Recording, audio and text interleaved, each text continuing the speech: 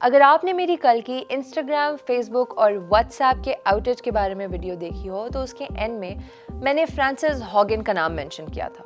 یہ خاتون کون ہے اور ان کا ایجنڈا کیا ہے؟ فرانسس ہاگن دراصل فیس بک کی ایک فارمر امپلائی ہیں جو اب دنیا کے سامنے آ کے فیس بک کی کچھ ڈھکی چھپی گائیڈ لائنس کو ایکسپوز کرنا چاہتی ہیں. ان کا کہنا یہ ہے کہ فیس بک اپنے یوزرز سے، یو ایس گورنمنٹ سے اور انٹرنیشنل گورنمنٹ سے کچھ چھپا رہے ہیں. وہ بات یہ ہے کہ فیس بک کا الگوریدم دراصل ہارمفل اور وائلنٹ کانٹینٹ دکھاتا ہے اپنے یوزر کو فار انگیجمنٹ پرپزز. اور وہ الگوریدم کیسے ڈیسائیڈ کرتی ہے؟ وہ ڈیسائیڈ کرتی ہے کہ آپ فیس بک کے اوپر کیا لائک اور کیا ڈس لائک کرتے ہیں.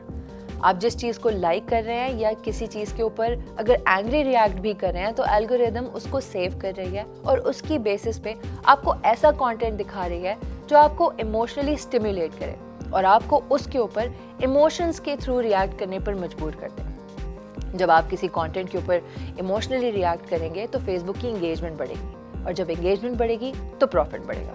And that is exactly what Frances Haugen revealed as well کہ فیس بک کو صرف اور صرف اپنے پروفٹ کی فکر ہے، نہ کہ انہیں اپنی یوزرز کی سیفٹی کی. اور یہ ایک بہت بڑا کنسرن ہے. اگر فیس بک اتنا بڑا گلوبل پلیٹ فارم ہم سب کو صرف انگیجمنٹ کی بیسس پہ کوئی وائلنٹ یا کوئی تھریٹننگ کانٹینٹ دکھا بھی رہا ہے تو اس کو ہم ایبزارب کیسے کر رہے ہیں اور پھر وہ ہمارے مائنڈس کو افیکٹ کیسے کر رہا ہے. ناٹ اونلی اس بٹ ہماری پچھلی جنریشن جو is just young and is just getting to know internet, ان کو اس قسم کا کانٹینٹ کتنا زیادہ افیکٹ کر سکتا ہے. اس سب کو دیکھ کے میرے ذہن میں ایک پلاٹ آتا ہے ایک مووی کا، اینڈ شاید وہ آپ نے بھی دیکھی ہو، وچ از کیپٹن امریکہ سول وار. اس کے درمیان یہی ہوا تھا کہ یو این ایونجرز کو ریگولیٹ کرنا چاہتی تھی اور اس کے بیچ میں اے وار بروک آؤٹ.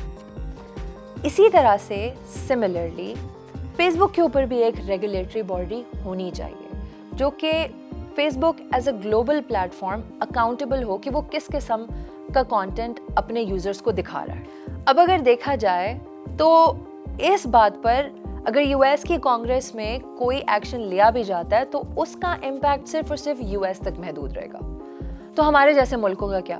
جیسے ہم نے ٹک ٹاک پہ بین لگا دیا، جیسے ہم نے ایک عرصے پہ یوٹیوب پہ بین لگا دیا تھا، کیا ہم اس زمانے میں اب فیس بک پہ بھی بین لگا دیں گے؟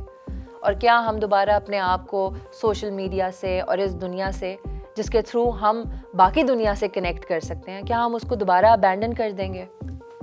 تو اسی لیے ایک ریگولیٹری باڈی کا ہونا بہت ضروری ہے جو کہ irrespective of any countries Facebook کو اوور لک کرے. ایک اور مسئلہ جو کہ فرانسس ہاگن نے ہائی لائٹ کیا تھا وہ یہ تھا کہ فیس بک کا اسٹرکچر اور ان کی پرائیویسی اتنی انڈر گراؤنڈ ہے کہ وہ انفارمیشن کسی بھی ریسرچر، کسی بھی اسکالر یا کانگریس کے کسی ممبر سے چھپی ہوئی ہے. یعنی کہ کوئی اسپیس ہی نہیں رہتی کہ کوئی پرسن آف اتھارٹی فیس بک کے اسٹرکچر کے اوپر سافٹ انٹرونشن کرے یا کسی قسم کا کرٹیسزم، پازیٹیو کرٹیسزم پاس کرے.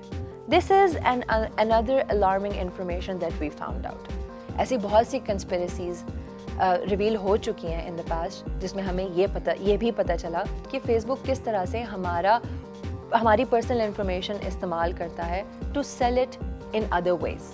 Multiple conspiracies surrounding one platform. Let us know, کیا آپ کو کبھی ایسا فیل ہوا ہے کہ جو انکشافات ہوئے ہیں یہ آپ کو کبھی ریئل میں نظر آئے ہوں؟